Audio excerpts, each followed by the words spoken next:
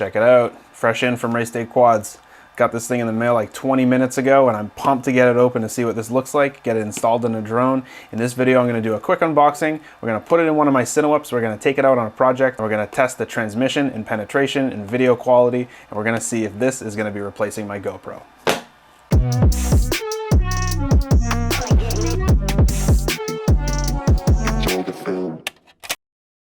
All right, let's get this thing open.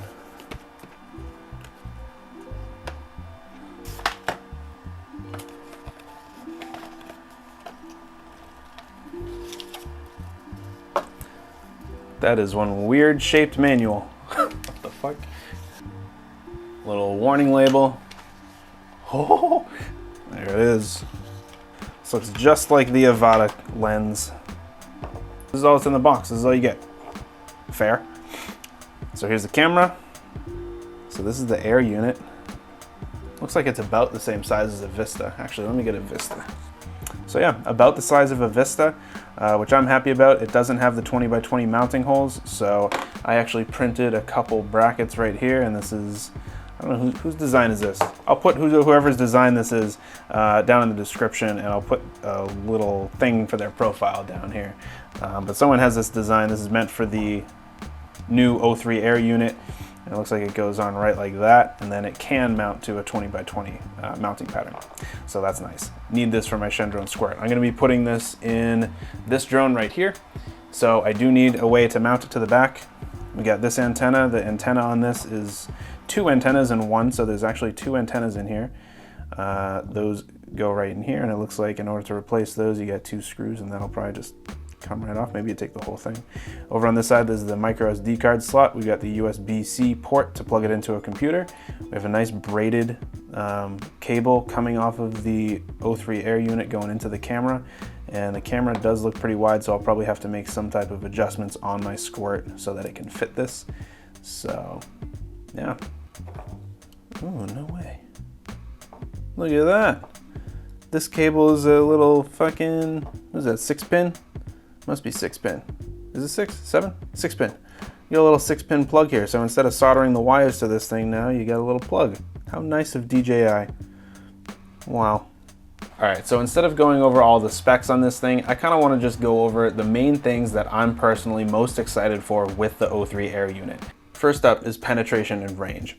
One of the biggest things that I love about the Avata is its penetration. Here I have the DJI Avata, and this has the O3 air unit in it. And then here I have my Shendrone Squirt, and this has a Caddx Vista in it. I was filming at a fitness facility in New York not long ago, and the penetration and range of the Avata compared to the Shendrone Squirt was night and day. In the end, I actually decided to use my Shendrone Squirt with a Hero 11 Mini on it as opposed to the Avata, and this was purely because I wanted better video quality and I wanted the 8:7 aspect ratio that the GoPro 11 offers. But anyways, when I was filming this, I was in an upstairs hallway, and I actually had to be wheeled down the hallway to get video reception on the other side of the building. When I was testing range with the Avata though, I could sit in the middle of the hallway and get reception throughout the entire facility without moving. So basically the video transmission and penetration of this unit compared to a Vista, which is what I'm used to using, is much, much better. All right, the second thing that really sold me on this is the fact that it films in 4K 60 FPS and it has gyro data built in. That means that you can run the footage through GyroFlow for stabilization, and you can get some pretty cinematic results. It's especially impressive when you consider that this is an all-in-one FPV camera and an action camera. I genuinely don't know if this is going to take place on my GoPro, but that's what I'm going to try and figure out when I test this on a project tomorrow. Something I haven't heard a lot of people talk about yet is how useful this will be for builds that need to be under 250 grams. This unit weighs only 40 grams in total, and it's an FPV transmitter as well as a 4K camera with stabilization. I think this is going to be extremely useful for builds that you want to keep under 250 grams and you want to be able to film 4K footage with.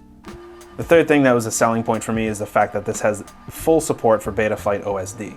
This is something that drove me nuts with the Vistas and Air units. In fact, a couple days ago, I almost rooted my goggles so that I could access the full OSD through FPV WTF, but then I chickened out because I had projects lined up the next day and I didn't want to risk something happening to my goggles, so whatever, dude. I didn't root them. But now I don't have to because the O3 air unit has full support for the Betaflight OSD. Another thing I'm excited for is that now I can use this controller with something other than my Avata. This honestly wasn't really a selling point for me, but it's more of just a nice feature. Now I can keep this controller on hand as a backup if I need it. All right, let's hop to some flight footage. I have a project tomorrow morning and I don't usually use 3-inch Cinewhoops like this when filming real estate, but here we are.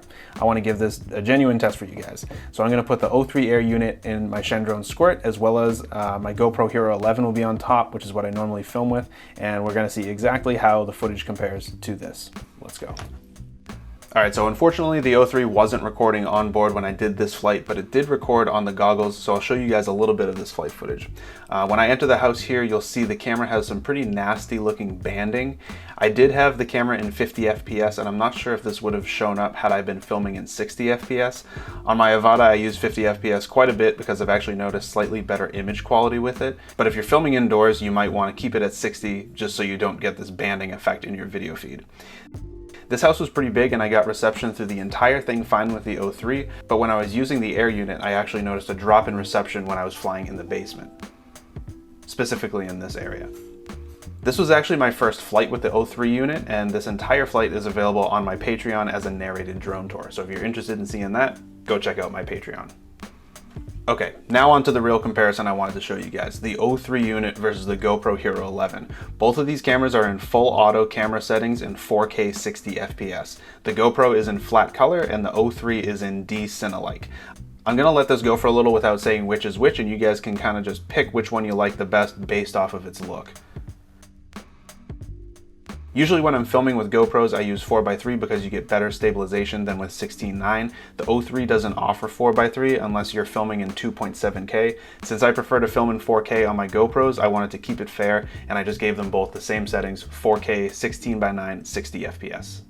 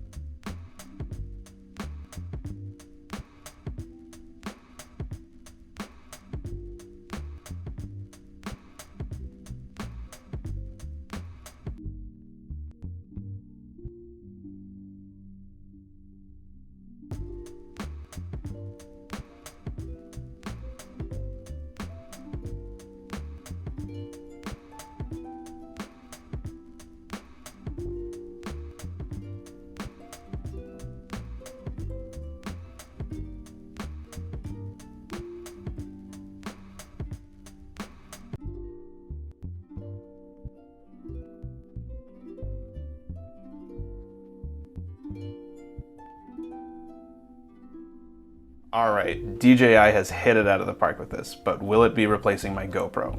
Short answer is no, it won't. I love having the taller aspect ratios that GoPros offer since it allows more stabilization options, especially with the GoPro Hero 11's new 8x7 sensor.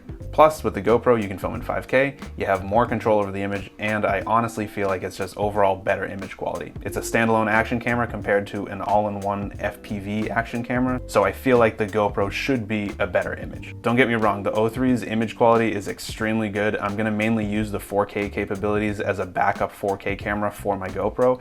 I always keep a backup drone with me when I go out on shoots, so now I can have a backup camera that can film alongside my GoPro without adding any additional weight.